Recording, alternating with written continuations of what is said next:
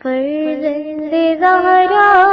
یہ حالات برے ہیں۔ کاشانہ بصیرت ایک ایسا مکمل یوٹیوب چینل جس پر محروم بصارت کے لیے بالخصوص اور تمام افراد کے لیے بالعموم سینکڑوں کی تعداد میں اسلامی کتب دستیاب ہیں۔ لہذا گزارش ہے کہ آپ اپنی ذمہ داری نبھاتے ہوئے کاشانہ بصیرت کو سبسکرائب کرنے کے ساتھ ساتھ بیل آئیکن کو پریس کیجئے تاکہ آپ علم کے حصول کے ساتھ ساتھ مذہب اہل بیت کی اشاعت میں بھی اہم کردار ادا کرتے رہیں۔ کاشانہ بصیرت۔ فرزند زہرا یہ حالات برے ہیں۔ بسم اللہ الرحمن الرحیم۔ السلام علیکم۔ یہ کتاب آپ کے لیے کاشانہ بصیرت کے یوٹیوب چینل کی جانب سے ریکارڈ کی جا رہی ہے۔ نام کتاب حیات القلوب، جلد اول، تالیف علامہ مجلسی علیہ رحمہ۔ اب ہم کتاب کا پارٹ نمبر 5 پڑھیں گے، صفحہ نمبر 38۔ فصل سوم، عصمت انبیاء و ائمہ کا بیان۔ جاننا چاہیے کہ علماء امامیہ رضوان اللہ علیہم نے عصمت انبیاء و اوصیاء و ائمہ پر اجماع کیا ہے، اور اس پر کہ گناہان صغیرہ و کبیرہ ان سے صادر نہیں ہوتے۔ کسی طرح کے گناہ نہ سہو اور نسیان کے طریقے سے، اور نہ تعویل میں خطا کی قسم سے، اور نہ غلطی کی راہ سے، نہ پیغمبری سے قبل نہ بعد، نہ طفیلی میں نہ بزرگی میں، اور کسی نے اس بارے میں مخالفت نہیں کی ہے سوائے ابن بابویہ اور شیخ ابو محمد بن حسین بن ولید رحمۃ اللہ علیہما، کہ ان لوگوں کا خیال ہے کہ پیغمبروں اور اماموں وغیرہ سے حق تعالیٰ مصلحتاً سہو کرا دیتا ہے تاکہ وہ چیز فراموش ہو جائے جو تبلیغ رسالت سے متعلق نہیں ہوتی، اور تواتر اور اجماع سے معلوم ہے کہ ان کی عصمت پر اعتقاد رکھنا ائمہ کا مذہب ہے، بلکہ دین شیعہ کی ضروریات سے ہے، اور عقلی و نقلی بے شمار دلیلیں اس امر پر کتب کلامیہ میں قائم کی گئی ہیں۔ بہت سی حدیثیں ہر پیغمبر کے حالات میں کتاب امامت میں ذکر کی جائیں گی۔ بعض دلائل کے اشارے اس مقام پر اجمالاً ذکر کیے جاتے ہیں۔ اول یہ کہ جب ان کی بعثت سے یہ غرض ہے کہ لوگ ان کی اطاعت کریں، اور جو کچھ وہ اوامر و نواہی خدا سے بیان کریں اس کی تعمیل کریں، تو اگر خدا ان کو معصوم نہ رکھے تو ان کی بعثت کی غرض کے خلاف ہوگا، اور حکیم کے لیے جائز نہیں کہ کوئی ایسا فعل کرے جو اس کی غرض کے موافق نہ ہو، اور غرض کے خلاف ہونا عادتاً ظاہر ہے کہ جب کوئی شخص لوگوں کو نیکیوں کا حکم دیتا ہے اور برائیوں سے روکتا ہے اور خود اس کے خلاف عمل کرتا ہے تو اس کا موضع لوگوں میں اثر نہیں کرتا، بلکہ اگر کوئی گروہ منصب پیش نمازی و واعظ رکھتا ہو جس کی امامت عظمی اور ریاست کبریٰ کے مقابلے میں کوئی حیثیت نہیں ہے، تو بعض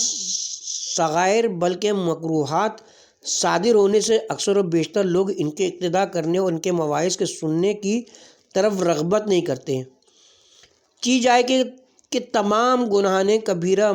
مثل زنا و لواطہ و شراب خوری و قتل نفس وغیرہ وغیرہ ان سے ظہور میں آئیں، اور عامہ میں سے بعض وہ لوگ جنہوں نے انبیاء و اوصیاء سے صرف صغائر کا ہونا تجویز کیا ہے، تو ان میں سے بعض 7 اور بعض 8 اور بعض 10 میں کبائر کو معدود جانتے ہیں۔ اس جماعت کے مذہب کی بنا پر بھی لازم آتا ہے کہ جو شخص کے ترک نماز و روزہ کرے اور طرح طرح کے فواحش کو عمل میں لائے، ہمیشہ گانا سننے میں مشغول رہے اور لہو لعب میں زندگی گزارے، کیا قابل خلافت کبریٰ اور ریاست دین و دنیا ہوگا؟ کسی عاقل کی عقل جو اپنے آپ کو تعصب سے خالی رکھے اس کو تجویز نہیں کرے گی، اور دوسری تفاصیل کے ساتھ خرق کا قائل ہونا اجماع مرکب ہے۔ دوسری یہ کہ پیغمبر سے اگر گناہ صادر ہوگا تو اجتماع ضدین لازم آئے گا، یعنی اس کی مطابقت بھی کرنا چاہیے اور مخالفت بھی مطابقت اس لیے کہ واجب ہے، کیونکہ خدا نے فرمایا ہے کہ آیت نمبر 31 سورہ آل عمران پارہ نمبر 3، محمد صلی اللہ علیہ وسلم کہہ دو کہ اگر خدا کو دوست رکھتے ہو تو میری مطابقت کرو تاکہ خدا تم کو دوست رکھے، اور جب ہمارے پیغمبر کے حق میں یہ بات ثابت ہوئی تو جمع پیغمبروں کے حق میں ثابت ہوگی، کیونکہ کوئی انبیاء میں تفریق کا قائل نہیں، اور مخالفت اس لیے کہ گناہ میں گناہ گار کی پیروی حرام ہے۔ سوم یہ کہ اگر اس سے کوئی گناہ صادر ہو تو واجب ہوگا اس کا روکنا اور زجر و توبیخ کرنا اور منع کرنا امر بالمعروف و نہی عن المنکر کے مطابق ہوگا۔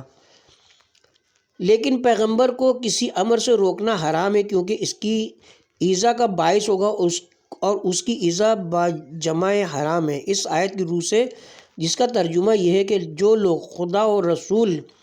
کو آزار دیتے ہیں ان پر خدا نے دنیا اور آخرت میں لعنت کی ہے۔ چہارم یہ کہ اگر پیغمبر گناہ پر اقدام کرے لازم ہے کہ اگر گواہی دے تو رد کر دی جائے، کیونکہ حق تعالیٰ فرماتا ہے، آیت نمبر 6 سورہ حجرات پارہ نمبر 26، اگر کوئی بدکار تمہارے پاس کوئی خبر لے کر آئے تو خوب تحقیق کر لیا کرو۔ ایذن مسلمانوں کا اجماع ہے کہ فاسق کی شہادت مقبول نہیں، پس لازم آئے گا کہ اس کا حال امت کے ایک فرد سے بھی پستر ہو، باوجود اس کی گواہی کو خدا کے دین میں قبول کرتے ہیں جو کہ اعظم امور ہے، اور وہ خلق پر روز قیامت گواہ ہوگا، جیسا کہ قرآن میں فرمایا ہے،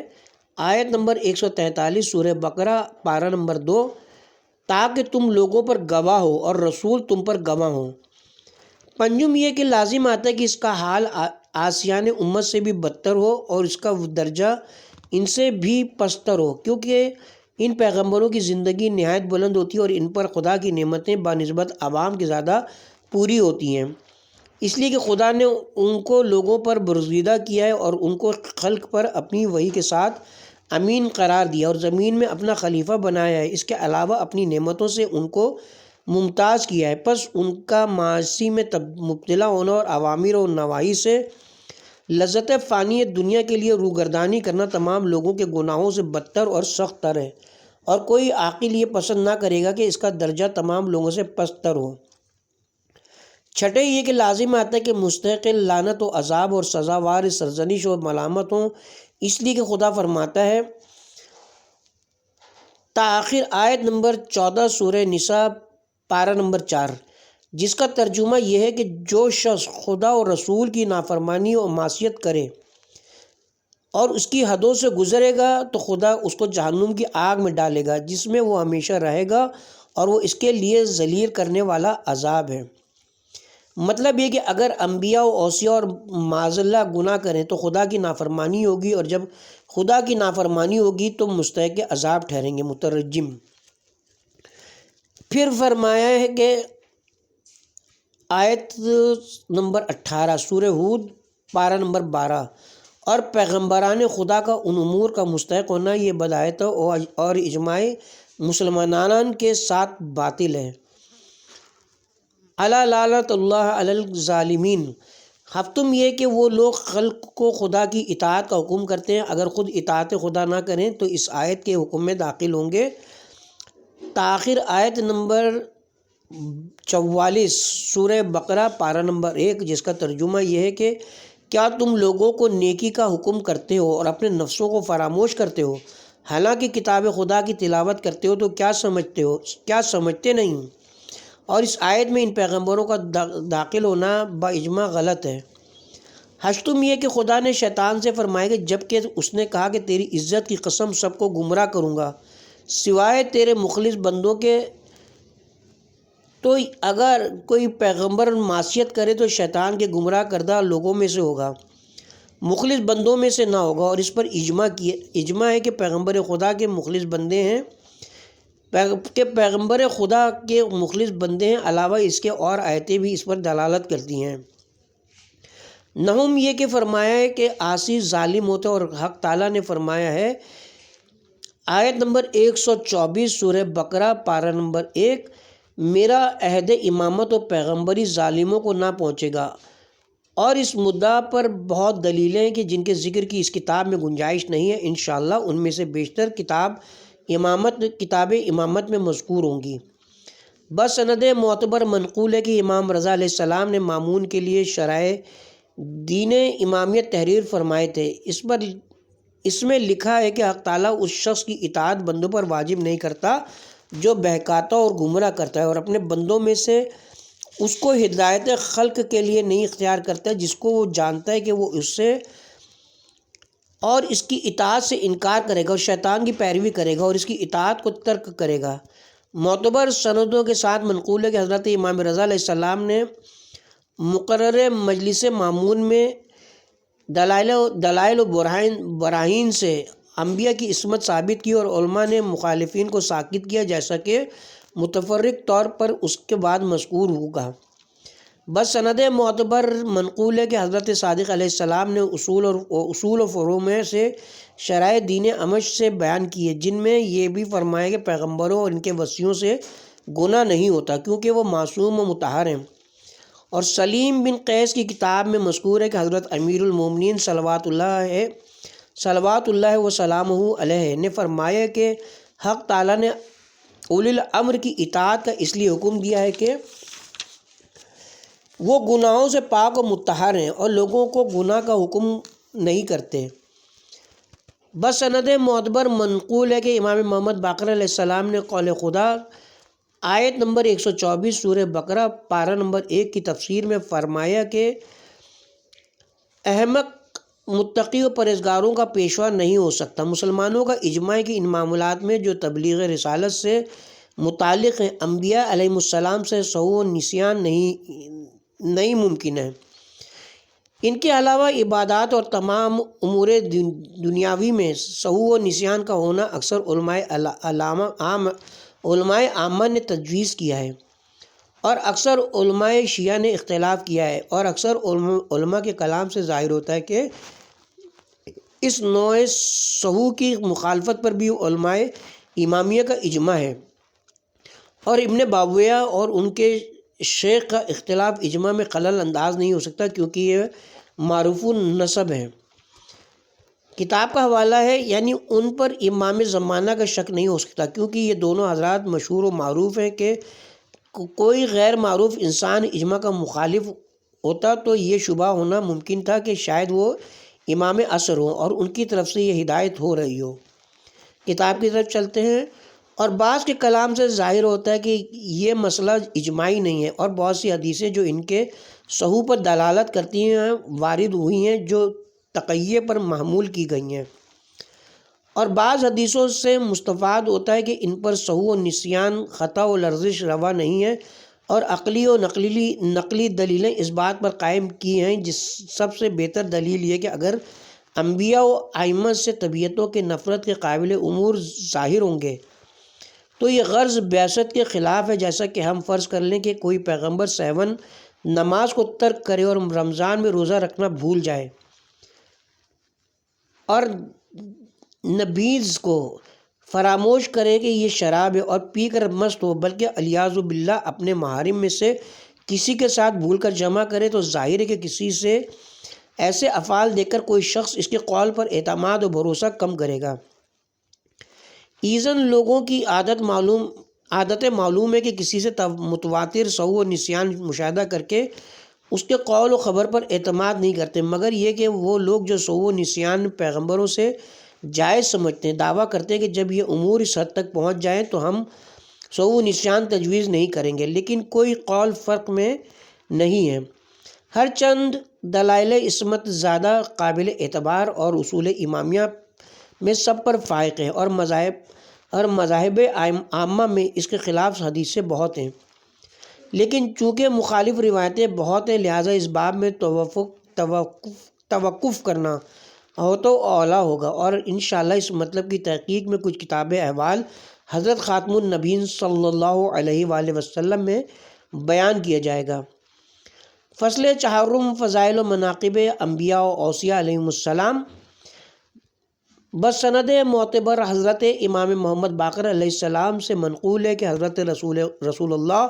صلی اللہ علیہ وآلہ وسلم نے فرمایا کہ ہم گروہ انبیاء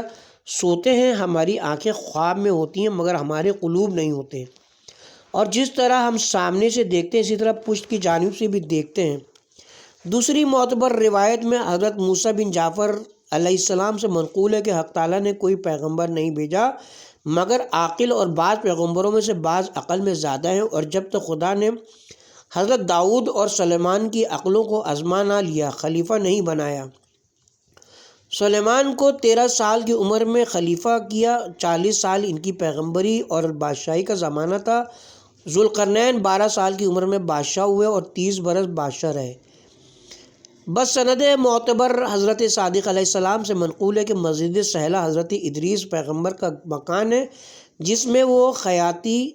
کرتے تھے۔ اسی جگہ سے حضرت ابراہیم یمن کی جانب جنگ عمالقہ کے لیے گئے۔ اسی جگہ سے داؤد جنگ جالوت کے واسطے روانہ ہوئے۔ اس مسجد میں ایک سبز پتھر ہے جس پر ہر پیغمبر کی صورت بنی ہوئی ہے، اس کے نیچے سے ہر پیغمبر کی مٹی لے گئے ہیں، اور وہی محل نزول حضرت خضر ہے۔ حدیث معتبر میں حضرت امیر علیہ السلام سے منقول ہے کہ 70 پیغمبروں نے مسجد کوفہ میں نماز پڑھی ہے، اور ان کے 70 اوصیاء نے بھی، جن میں سے ایک میں ہوں۔ بسند معتبر حضرت محمد باقر صلوات اللہ علیہ سے منقول ہے کہ مسجد کوفہ میں 1070 پیغمبروں نے نماز پڑھی ہے، اور اسی میں عصائے موسیٰ اور درخت کدو اور سلیمان کی انگوٹھی ہے، اور اسی میں سے تنور نوح جوش میں آیا۔ اسی جگہ کشتی نوح تیار کی گئی، اور وہ بابل کی بہترین جگہ ہے، اور وہاں پیغمبروں کی جماعت مدفون ہے۔ بس سند معتبر منقول ہے کہ حضرت صادق صلوات اللہ علیہ سے لوگوں نے قول حق تعالیٰ یا سورہ قول حق تعالیٰ آیت نمبر 51 سورہ مومنون پارہ نمبر 18 کی تفسیر دریافت کی، جس کا ترجمہ یہ ہے کہ اے پیغمبران مرسل، پاک چیزیں کھاؤ۔ فرمایا پاک چیزوں سے روزی حلال مراد ہے۔ وہ دوسری معتبر روایت میں منقول ہے کہ ایک شخص نے حضرت امام جعفر صادق علیہ السلام کے سامنے دعا کی کہ خداوندہ میں تجھ سے روزی طیب کا سوال کرتا ہوں۔ فرمایا افسوس کہ تو قوت پیغمبران کا طالب ہے، اس روزی کی خواہش کر جس سے خدا تجھ پر روز قیامت عذاب نہ کرے۔ پھر اسی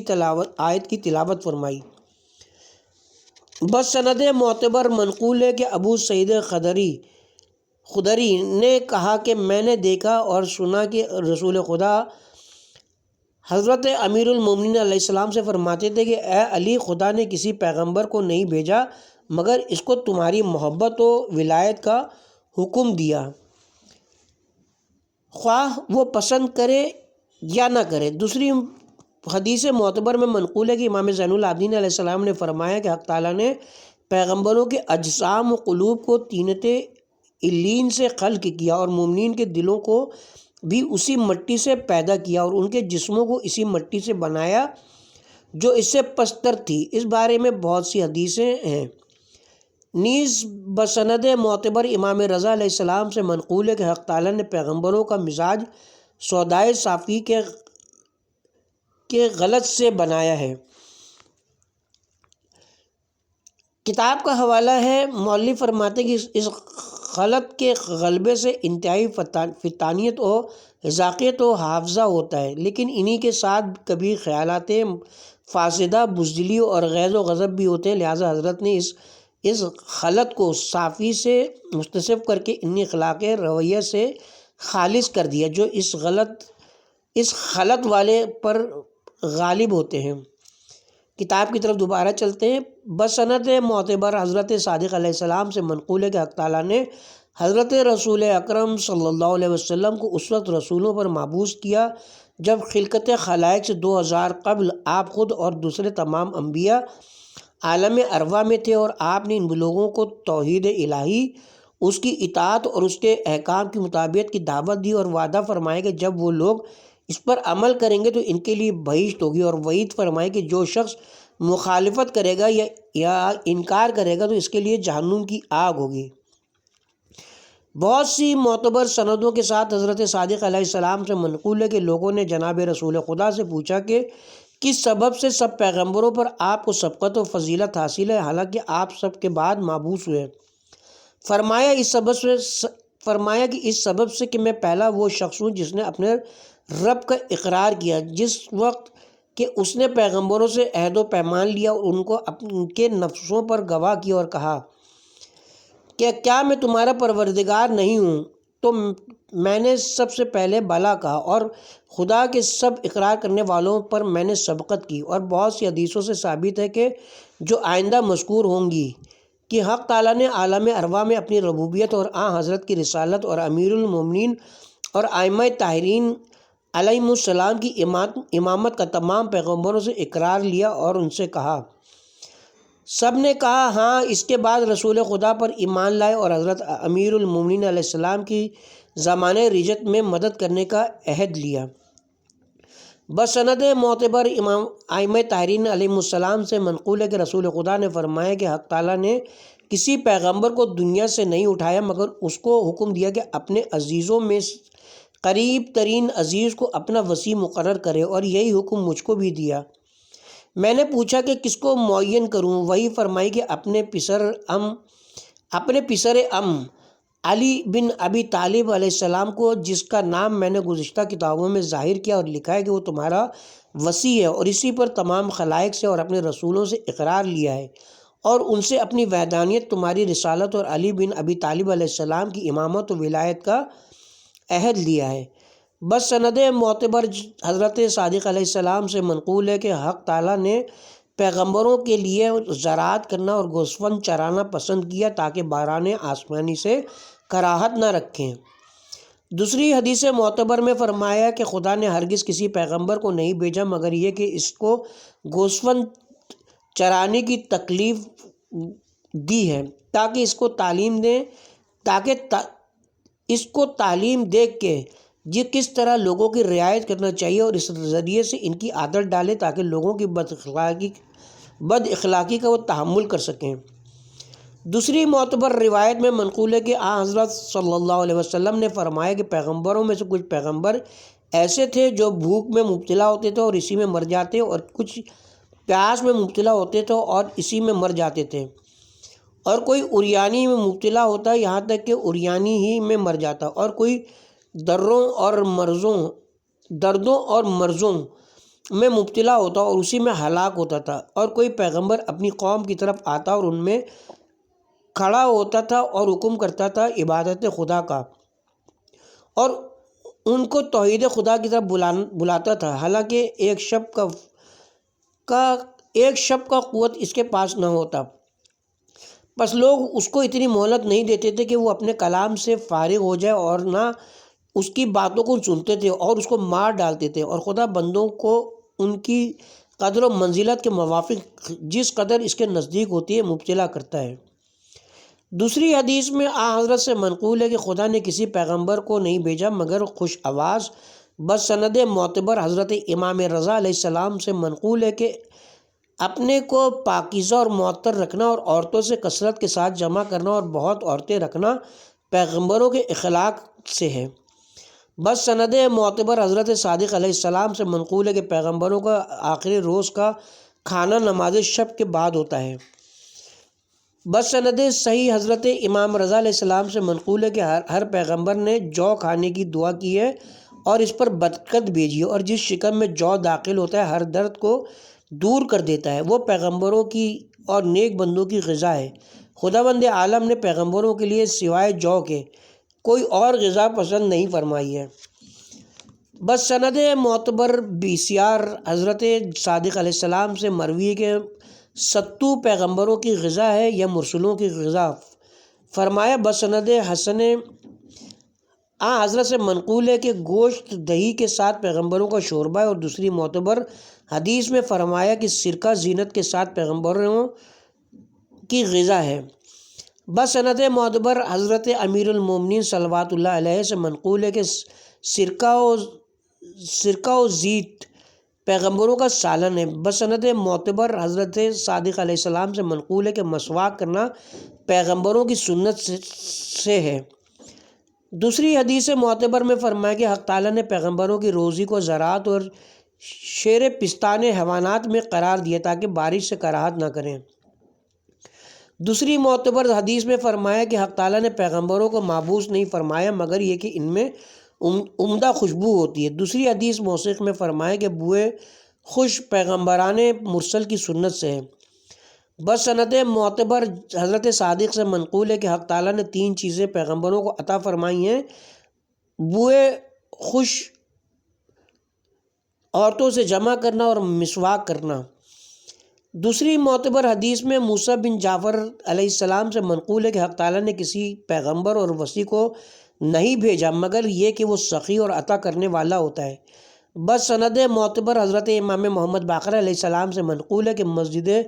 خیف میں جو مینا میں واقع 700 پیغمبروں نے نماز پڑھی ہے اور بتحقیق کے رکن حجر الاسود اور مقام ابراہیم کے درمیان کی زمین پیغمبروں کی قبروں سے پر ہے اور قبر آدم حریم خدا میں ہے۔ بس سند معتبر حضرت صادق علیہ السلام سے مروی ہے کہ رکن یمانی اور حجر الاسود کے درمیان 70 پیغمبر مدفون ہیں جو بھوک اور پریشانی اور بدحالی کے سبب سے مرے تھے۔ دوسری معتبر حدیث میں وارد ہے کہ ایک شخص نے حضرت صادق علیہ السلام سے عرض کی کہ میں سنیوں کی مسجد میں نماز پڑھنے سے کراہت رکھتا ہوں۔ فرمایا کہ کراہت نہ کر، اس لیے کہ کسی مسجد کی بنا نہیں ہوئی ہے مگر کسی پیغمبر یا وصی پیغمبر کی قبر پر جو قتل کیے گئے اور ان کے خون کے چند قطرے اس زمین کے ٹکڑے پر پہنچے تو خدا نے چاہا کہ اس مقام پر اسے لوگ یاد کریں، پس نماز فریضہ و نافلہ و قضا ہر نماز جو تجھ سے فوت ہوئی ہو اس جگہ ادا کر۔ حدیث حسن میں فرمایا کہ حق تعالیٰ نے کسی پیغمبر کو نہیں بھیجا مگر صدق گفتار اور امانت دار، یعنی احکام الہی کو ہر نیک و بد پر پہنچانے والا۔ ایک روایت میں مذکور ہے کہ جب حضرت زکریا شہید ہوئے ملائکہ نازل ہوئے اور ان کو غسل دیا اور 3 روز ان پر نماز پڑھی قبل اس کے کہ وہ دفن ہو۔ اسی طرح تمام پیغمبر ہیں اور ان کا جسم متغیر نہیں ہوتا اور زمین ان کو نہیں کھاتی اور ملائکہ ان پر 3 روز نماز پڑھتے ہیں، اس کے بعد ان کو دفن کرتے ہیں۔ چند حدیثوں میں حضرت رسول صلی اللہ علیہ وآلہ وسلم سے منقول ہے کہ حق تعالیٰ نے ہمارے گوشت زمین پر حرام کیے، ان میں سے کچھ بھی کھائے، اور سند صحیح کے ساتھ حضرت صادق علیہ السلام سے منقول ہے کہ کوئی پیغمبر یا وصی پیغمبر زمین میں 3 روز سے زیادہ نہیں رہتا یہاں تک کہ اس کی ہڈیاں، گوشت اور روح آسمان پر لے جاتے ہیں اور زوار صرف ان کی قبروں کے نشان تک جاتے ہیں، لیکن موکلان خدا ان تمام لوگوں کے سلام پیغمبروں تک پہنچاتے ہیں جو قبر کے نزدیک یا دور رہ کر کرتے ہیں۔ کتاب کا حوالہ ہے، مؤلف فرماتے ہیں کہ اس باب میں چند حدیثیں وارد ہوئی ہیں، انشاءاللہ کتاب امامت میں اس مسئلے کی تحقیق کی جائے گی۔ حدیث معتبر میں حضرت صادق علیہ السلام سے منقول ہے کہ ہم کو شبہ جمعہ میں ایک عجیب موقع اور ایک بڑا کام ہوتا ہے۔ لوگوں نے پوچھا وہ کیا؟ فرمایا کہ پیغمبران خدا اور ان کے اوصیاء کی روحوں کو اور اس وصی کی روح کہ جو تم میں زندہ و موجود ہوتا ہے اجازت دی جاتی ہے تو یہ تمام روحیں آسمان پر جاتی ہیں اور عرش تک پہنچتی ہیں، پھر 7 بار عرش کے گرد طواف کرتی ہیں اور ہر قائمہ عرش کے پاس 2 رکعت نماز پڑھتی ہیں، پھر ان روحوں کو ان کے بدنوں میں واپس لاتے ہیں۔ اس شب کی صبح کو تمام پیغمبر اور اوصیاء بے انتہا مسرور ہوتے ہیں اور اس وصی کے علم میں جو تم میں موجود ہے مزید علوم کی ترقی ہوتی ہے۔ دوسری حدیث سے معتبر میں حضرت امام محمد باقر علیہ السلام سے منقول ہے کہ رسول خدا صلی اللہ علیہ وآلہ وسلم نے فرمایا کہ ہماری اور پیغمبروں اور وصیوں کی روحیں عرش کے نزدیک حاضر ہوتی ہیں، پس صبح کرتے ہیں اور اوصیاء اس حال میں کہ ان کے علم میں مزید ترقی ہوتی ہے۔ دوسری صحیح حدیث میں فرمایا کہ 3 خصلتیں حق تعالیٰ نے سوائے پیغمبروں کے کسی کو نہیں عطا فرمائی ہیں لیکن وہ ہماری امت کو بخشی ہیں۔ اول یہ کہ حق تعالیٰ جس پیغمبر کو بھیجتا تھا اس کو وہی کرتا تھا کہ اپنے دین میں کوشش کرو، تم پر کوئی تنگی نہیں ہے۔ یہی خدا نے ہماری امت کو عطا کی ہے، جس جگہ فرمایا ہے کہ خدا نے تم پر دین میں کوئی حرج یعنی تنگی نہیں رکھی ہے۔ دوسرے یہ کہ ہر پیغمبر کو اجازت دی تھی کہ ہر وہ امر جو تم پر واقع ہو جس سے تم کراہت رکھتے ہو تم مجھ سے دعا کرو کہ تاکہ میں قبول کروں، اور یہی حکم ہماری امت کو بھی دیا ہے کہ مجھ سے دعا کرو تاکہ میں مستجاب کروں۔ تیسرے یہ کہ ہر پیغمبر کو خدا نے اس کی قوم پر گواہ مقرر فرمایا اور ہماری امت کو خلق پر گواہ بنایا ہے۔ ارشاد ہے کہ ہمارا پیغمبر محمد مصطفیٰ صلی اللہ علیہ وسلم تم پر گواہ ہے اور تمام لوگوں پر گواہ ہے۔ حدیث معتبر میں حضرت صادق علیہ السلام سے منقول ہے کہ ایک یہودی رسول خدا صلی اللہ علیہ وآلہ وسلم کے پاس آیا اور حضرت پر نہایت سخت اور تند نگاہ ڈالی۔ حضرت نے فرمایا کہ اے یہودی، تو کیا حاجت رکھتا ہے؟ کہا تم بہتر ہو یا موسیٰ بن عمران علیہ السلام جن کو خدا نے توریت عطا فرمائی اور ان سے گفتگو کی اور عصا ان کے لیے بھیجا اور دریا کو ان کے لیے شگافتہ کیا اور ابر ان کے واسطے سائبان بنایا۔ حضرت رسول خدا صلی اللہ علیہ وآلہ وسلم نے فرمایا کہ بندے پر مکروہ ہے کہ خود اپنی تعریف کرے، لیکن مجھ پر لازم ہے کہ تجھ کو بتلاؤں۔ حضرت آدم علیہ السلام سے جب لغزش ہوئی تو ان کی توبہ یہ تھی کہ خدا بندہ بحق محمد و آل محمد مجھے بخش دے، تو خدا نے ان کو بخش دیا۔ حضرت نوح علیہ السلام جب کشتی میں سوار ہوئے اور ان کو غرق ہونے کا خوف ہوا تو کہا خدا بندہ بحق محمد و آل محمد مجھے اس طوفان سے نجات دے، خدا نے ان کو نجات دی۔ حضرت ابراہیم علیہ السلام کو جب آگ میں ڈالا تو انہوں نے عرض کی پروردگارہ بحق محمد و آل محمد مجھے آگ سے نجات دے۔ حق تعالیٰ نے آگ کو ان پر سرد اور باعث سلامتی قرار دی۔ جب موسیٰ علیہ السلام نے عصا زمین پر ڈالا تو اپنے نفس میں ایک خوف پایا، کہا بار الہ بحق محمد و آل محمد مجھ کو بے خوف کر دے۔ خدا نے فرمایا کہ ڈرو مت کہ تم بلند و بزرگ ہو۔ اے یہودی، اگر موسیٰ علیہ السلام میرے زمانے میں ہوتے اور مجھ پر اور میری پیغمبری پر ایمان نہ لاتے تو ان کی پیغمبری ان کے لیے کچھ نفع بخش نہ ہوتی۔ اے یہودی، میری ذریت سے مہدی کہ جب ظاہر ہوگا تو حضرت عیسیٰ بن مریم ان کی مدد کے لیے نازل ہوں گے اور ان کے پیچھے نماز پڑھیں گے۔ بسند ہائے صحیح حضرت امام باقر علیہ السلام سے منقول ہے کہ جو علم آدم علیہ السلام پر نازل ہوا وہ واپس نہیں گیا، اور کوئی عالم نہیں مرتا جس کا علم برطرف ہو جائے، کیونکہ علم میراث میں پہنچتا ہے اور زمین بغیر عالم کے قائم نہیں رہتی، اور ہر عالم کے مر جانے کے بعد ایک عالم ہوتا ہے جو اسی قدر علم رکھتا ہے یا اس سے زیادہ۔ بہت سی معتبر حدیثوں میں وارد ہے کہ خدا کی کوئی حجت عالم دین کے ایسی زمین میں نہیں ہوتی کہ اس کی امت کسی امر کی محتاج ہو اور وہ نہ جانتا ہو، یا ان کی زبانوں میں سے کوئی زبان نہ جانتا ہو۔ بہت سی معتبر حدیثوں میں وارد ہوا ہے کہ پیغمبروں اور ان کی اولاد کو وہی قتل کرتا ہے جو ولد الزنا ہوتا ہے۔ حدیث معتبر میں حضرت صادق علیہ السلام سے منقول ہے کہ آدمی کے لیے اس سے بڑھ کر کہ کوئی گناہ نہیں کہ وہ کسی پیغمبر یا امام کو قتل کرے، یا کعبہ کو خراب کرے، یا کسی عورت سے حرام کاری کرے۔ بس سند معتبر امام موسیٰ کاظم علیہ السلام سے منقول ہے کہ حق تعالیٰ نے پیغمبروں اور ان کے وصیوں کو جمعے کے روز خلق کیا اور اسی روز ان سے عہد لیا۔ بس سند معتبر امام محمد باقر علیہ السلام سے منقول ہے کہ حق تعالیٰ نے پیغمبروں اور اماموں کو 5 روحوں پر پیدا کیا ہے۔ کتاب کا حوالہ یہ حدیث صفحہ نمبر 29 پہ گزر چکی ہے، تفصیل وہاں دیکھیے۔ دوسری حدیث میں فرمایا کہ جبرائیل پیغمبروں پر نازل ہوتے تھے اور روح القدس ان کے وصیوں کے ساتھ ہوتی ہے، ان سے جدا نہیں ہوتی اور ان کو علم سکھاتی اور خدا کی جانب سے دوست رکھتی ہے۔ بس سند معتبر منقول ہے کہ حضرت امیر المومنین علیہ السلام نے اس آیت نمبر 10-11 سورہ واقعہ پارہ نمبر 27 کی تفسیر میں فرمایا کہ سابقون پیغمبران خدا ہیں، خواہ مرسل ہوں یا غیر مرسل، اور روح القدس کے ذریعے سے تائید یافتہ ہیں۔ بسند معتبر حضرت صادق علیہ السلام سے منقول ہے کہ خدا کے اسماء اعظم 73 حروف ہیں، جن حق تعالیٰ نے 25 حروف آدم کو عطا فرمائے اور 25 نوح کو اور 8 ابراہیم کو دیے اور 4 موسیٰ علیہ السلام کو اور 2 حروف حضرت عیسیٰ علیہ السلام کو بخشے۔ انہی 2 حروفوں کے ذریعے سے وہ مردوں کو زندہ کرتے تھے، کور و مبروس کو شفا بخشتے تھے، اور محمد صلی اللہ علیہ وسلم کو 72 حروف عطا فرمائے اور ایک حرف کو خلق سے پوشیدہ رکھا اور اپنے لیے مخصوص رکھا، اور دوسری روایت میں فرمایا کہ ابراہیم کو 6 حروف دیے اور نوح کو 8۔ دوسری معتبر سند کے ساتھ حضرت سے منقول ہے کہ تین قسم کی ہیں، تینیتیں تین قسم کی ہیں، تینت پیغمبران، تینت مومنین اور تینت ناصبین۔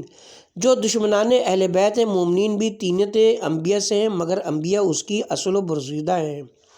ان کی شان و عزت بلند ہے، اور مومنین اس تینت کی فرع یعنی تینت لازب چپکنے والی مٹی سے ہیں، لہذا خدا تعالیٰ ان میں اور ان کے شیعوں میں جدائی نہیں ڈالتا، اور تینت نازبی اور دشمن اہل بیت لجن متغیر شدہ یعنی سیاہ اور بدبودار گندی اور خراب مٹی سے ہیں۔ دوسری معتبر حدیث میں فرمایا کہ مومنین پیغمبروں کی تینت سے ہیں۔ بسند معتبر حضرت امام رضا علیہ السلام سے منقول ہے کہ جب نوح علیہ السلام غرق ہونے کے قریب پہنچے تو ہمارے حق کے ساتھ دعا کی، خدا نے ان کو غرق ہونے سے بچا لیا۔ جب ابراہیم علیہ السلام کو آگ میں ڈالا، خدا سے ہمارے حق کے ساتھ دعا کی تو خدا نے ان پر آگ کو باعث سلامتی قرار دیا۔ جب موسیٰ نے عصا کو دریا پر مارا، ہمارے حق کے ساتھ دعا کی تو خشک راہیں دریا کے اندر پیدا ہو گئیں۔ یہودیوں نے جب چاہا کہ حضرت عیسیٰ علیہ السلام کو مار ڈالیں تو انہوں نے خدا سے ہمارے حق کے ذریعے سے دعا کی تو خدا نے ان کو قتل ہونے سے نجات دی اور آسمان پر اٹھا لیا۔ حدیث معتبر میں حضرت صادق علیہ السلام سے منقول ہے کہ جب حضرت قائم آل محمد علیہ السلام ظاہر ہوں گے اور رایت رسول خدا کھولیں گے تو اس میں علم کے لیے 9313 فرشتے آئیں گے۔ یہ وہی ملائکہ ہوں گے جو نوح علیہ السلام کے ساتھ کشتی میں تھے اور ابراہیم کے ساتھ تھے جبکہ آپ کو آگ میں ڈالا، اور موسیٰ کے ساتھ تھے جبکہ دریا کو شگافتہ کیا، اور عیسیٰ کے ساتھ تھے جبکہ ان کو خدا کی آسمان پر لے گیا۔ دوسری معتبر روایت میں 13,313 ملائکہ کی تعداد وارد ہوئی ہے۔ معتبر سندوں کے ساتھ ائمہ علیہم السلام سے منقول ہے کہ پیغمبروں کی بلائیں تمام لوگوں سے شدید تر ہوتی ہیں، ان کے بعد ان کے وصیوں کی، اور اس کے بعد جو شخص کے زیادہ نیک و بہتر ہوتا ہے۔ اور حضرت امیر المومنین علیہ السلام نے خطبہ قاسیہ میں جو آپ کے مشہور خطبوں میں سے فرمایا کہ حمد و ثنا اس خدا کے لیے مخصوص نے جس نے عزت و کبریائی کا خلعت پہنایا اور ان دونوں صفتوں کو اپنے لیے مخصوص قرار دیا اور ان کو اپنے جلال کے لیے اختیار کیا، اور بندوں میں سے اس شخص پر لعنت کی جو ان اوصاف کو اختیار کرنے کی کوشش کرے۔ پس اپنے ملائکہ مقربین کا امتحان لیا تاکہ ان میں سے متواضع اور متکبر نمایاں ہو جائے۔ پس فرمایا باوجود یہ کہ کچھ دلوں میں پوشیدہ اور غیب کے حجابوں میں مخفی تھا، سب کو جانتا تھا، اس نے فرمایا کہ میں ایک بشر کو مٹی سے خلق کرنے والا ہوں، جس وقت اس کو درست کر کے اپنی روح اس میں پھونک دوں تو اے فرشتوں تم سب سجدے میں گر پڑنا۔ تمام ملائکہ نے سجدہ کیا سوائے ابلیس کے، جس نے اپنی خلقت کے ساتھ آدم علیہ السلام پر فخر کیا اور اپنی پیدائش کے ساتھ آدم سے تعصب کیا، اور خدا کی قسم و محتسبوں کا امام شمار کیا گیا اور متکبروں کا پیشوا ہو گیا۔ اسی نے عصبیت کی بنیاد قائم کی اور روائے جبروت و بزرگی میں خدا سے مذاہنت کی اور لباس غرور و سرکشی پہنا اور انکساری و عاجزی کی چادر کو چاک کیا۔ کیا نہیں دیکھتے ہو کہ خدا نے کس طرح اس کو ذلیل و حقیر کیا اور کس درجے اس کی بلندی سے اس کو پست کیا اور اس کے لیے آخرت میں روشن آگ کو مہیا کیا۔ اگر حق تعالیٰ آدم کو اس نور سے خلق کرنا چاہتا جو آنکھوں کو خیرہ کرتا ہے اور جس کا بہترین منظر عقلوں کو حیران کرتا ہے، اور اس خوشبودار چیز سے خلق کرنا چاہتا ہے جس کی خوشبو نفسوں کو پکڑ لیتی ہے، تو گردنیں ان کے لیے لامحالہ خم اور ذلیل ہوتی ہیں، اور پھر اس وقت ابتلاء و امتحان ملائکہ سبک ہوتا۔ لیکن خلاق عالم بندوں کا بعض اس چیز کے ذریعے سے امتحان لیتا ہے جس کی اصل کو وہ نہیں جانتے، اور ان سے غرور و تکبر کو علیحدہ کرتا اور فخر و نازش کو دور کرتا ہے۔ لہٰذا اے گروہ مردم عبرت حاصل کرو اس سے جو کہ خدا نے ابلیس کے ساتھ کیا کہ اس کے طول و طویل عمل کو باطل اور حبط فرمایا اور اس کی کوششوں کو جن میں بے انتہا محنت کی تھی ضائع و برباد کیا۔ اور بے شک اس نے خدا کی عبادت 6000 سال تک کی تھی، جس کو لوگ نہیں جانتے ہیں کہ سالہائے عبادت سے ہے یا آخرت سے، اور نہیں سمجھ سکتے کہ اس کی ایک ساتھ کی بزرگی کو۔ پس کون ہے شیطان کے بعد خدا جل شانہ کے نزدیک جو اس کی طرح غرور کرے گا اور سالم رہے گا؟ کیا ممکن ہے کہ خدا کسی انسان کو ایسے عمل سے داخل بہشت کرے جس کے کرنے سے اس کو بہشت سے نکال دیا ہو، جو ملائکہ کے جن سے معلوم ہوتا تھا اور ان میں رہتا تھا۔ بے شک خدا کا حکم آسمان و زمین میں یکساں ہے اور خدا کسی کے ساتھ بیجا مروت نہیں کرتا۔ اس کے بعد بہت سی باتیں شیطان کے فریب اور تکبر و تحذیر کی مذمت میں بیان کر کے فرمائے کہ اے لوگو، اس شخص کی طرح نہ ہو جاؤ جس نے اپنے ماجائے بھائی پر فخر کیا بغیر اس کے کہ خدا نے اسے کوئی فضیلت بخشی اور عداوت و حسد کے سبب سے اس کے دل میں آگ روشن کی۔ شیطان نے ریا و تکبر اس کی ناک میں دم کر دیا تھا، یعنی قابیل جس نے اپنے بھائی کو مار ڈالا۔ حق تعالیٰ نے ابدی پشیمانی اس کے لیے مقرر کی اور اس پر قیامت تک کے قاتلوں کا گناہ لازم کیا۔ پھر موضع بصار کے بعد فرمایا کہ اگر خدا کسی کو غرور و تکبر کی اجازت دیتا تو بے شک اپنے پیغمبروں کو اجازت دیتا، لیکن خدا نے ان کے لیے تواضع و انکساری کو پسند فرمایا ہے، اسی لیے وہ اپنے چہروں کو خاک پر ملا کیے اور مومنین کے لیے اپنے بازوؤں کو رحم و کرم کے ساتھ جھکاتے رہے۔ ان کو لوگوں نے زمین میں کمزور کر دیا تھا، خدا نے ان کے لیے بھوک کو اختیار کیا تھا اور سختی کے ذریعے سے ان کو آزمایا تھا اور ان کا خوف کے ذریعے سے امتحان لیا تھا اور ان کو مکروہات میں مبتلا